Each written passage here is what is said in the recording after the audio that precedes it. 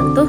Nama saya Sefil Hadoma Zahra dengan NPM 23120113661. Di sini saya akan membahas salah satu subbab dari personal law, yaitu subjek hukum. Subjek hukum pada dasarnya dibagi menjadi dua. Yang pertama, manusia sebagai subjek hukum, dan yang kedua adalah badan hukum sebagai subjek hukum. Yang akan saya bahas terlebih dahulu adalah manusia sebagai subjek hukum. Manusia adalah pengertian biologisnya, yaitu makhluk hidup yang mempunyai panca indera dan mempunyai budaya. Orang dalam pengertian yuridis, yaitu gejala dalam hidup bermasyarakat menurut hukum modern. Setiap manusia diakui sebagai manusia pribadi, yang artinya diakui sebagai orang atau person. Karena itu, setiap manusia diakui sebagai subjek hukum, yaitu pendukung hak dan kewajiban. Yang berikutnya adalah kecakapan, ketidakcakapan, dan kewenangan berbuat. Orang-orang yang menurut undang-undang dinyatakan tidak cakap untuk melakukan perbuatan hukum adalah yang pertama, orang yang belum dewasa, dalam tanda kutip belum mencapai umur 18 tahun atau belum melakukan pernikahan. Yang kedua, orang yang ditaruh di bawah pengampunan, yaitu orang dewasa tapi dalam keadaan dungu, gila, mata gelap, dan pemboros. Yang ketiga, orang-orang yang dilarang undang-undang untuk melakukan perbuatan hukum tertentu adalah orang yang dinyatakan pailit. Yang berikutnya adalah pendewasaan. Pendewasaan atau handlifting yang diatur dalam pasal 419 sampai dengan 432. Pendewasaan maksudnya adalah memberikan kedudukan hukum penuh atau terbatas sebagai orang dewasa kepada orang-orang yang belum dewasa. Pendewasaan penuh hanya diberikan kepada orang-orang yang telah mencapai umur 18 tahun yang diberikan dengan keputusan pengadilan negeri. Yang berikutnya adalah nama. Masalah nama bagi orang-orang golongan Eropa merupakan masalah yang cukup penting karena merupakan identifikasi bagi seseorang sebagai subjek hukum. Bahkan dari nama itu sendiri sudah dapat diketahui keturunan siapakah seseorang yang bersangkutan. Yang terakhir adalah tempat tinggal. Definisi tempat tinggal adalah di mana seseorang berkedudukan serta mempunyai hak dan kewajiban hukum. Tempat tinggal manusia pribadi disebut juga tempat kediaman.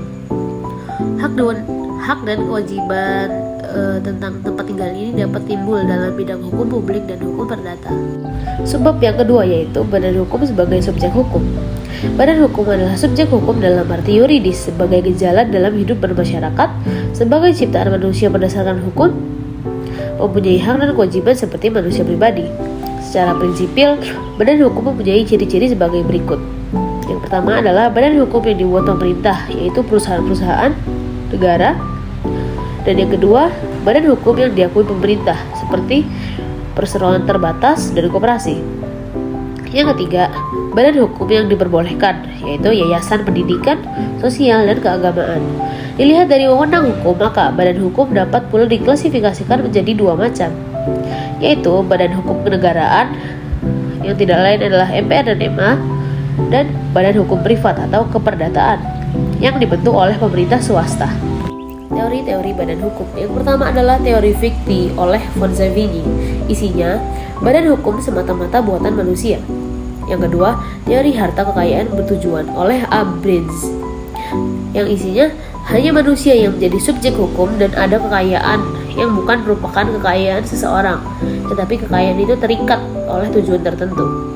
Yang ketiga adalah teori organ oleh Otto van Gierke. Isinya, badan hukum adalah suatu organisme yang real, yang menjelma sungguh-sungguh dalam pergaulan hukum. Yang keempat adalah teori propriety collective oleh Planiol dan Molengraaf. Hak dan kewajiban badan hukum adalah hak dan kewajiban para anggota bersama-sama. Yang terakhir adalah teori kenyataan yuridis oleh Majer. Teori ini menekankan bahwa hendaknya dalam mempersamakan badan hukum dengan manusia terbatas pada sampai bidang hukum saja. Pengertian badan hukum. Badan hukum adalah pendukung hak dan kewajiban yang tidak berjiwa sebagai lawan pendukung hak dan kewajiban yang berjiwa, yakni manusia.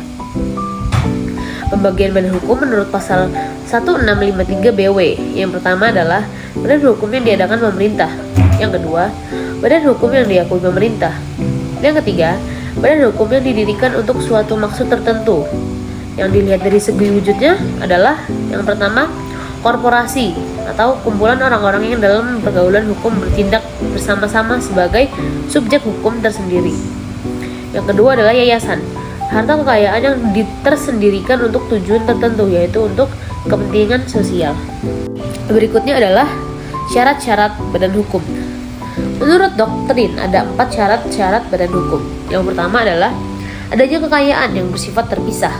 Yang kedua, mempunyai tujuan tertentu. Yang ketiga, mempunyai kepentingan sendiri. Dan yang terakhir adalah adanya organisasi yang teratur. Tanggung jawab perbuatan badan hukum. Orang-orang yang bertindak untuk dan atas nama badan hukum disebut juga organ.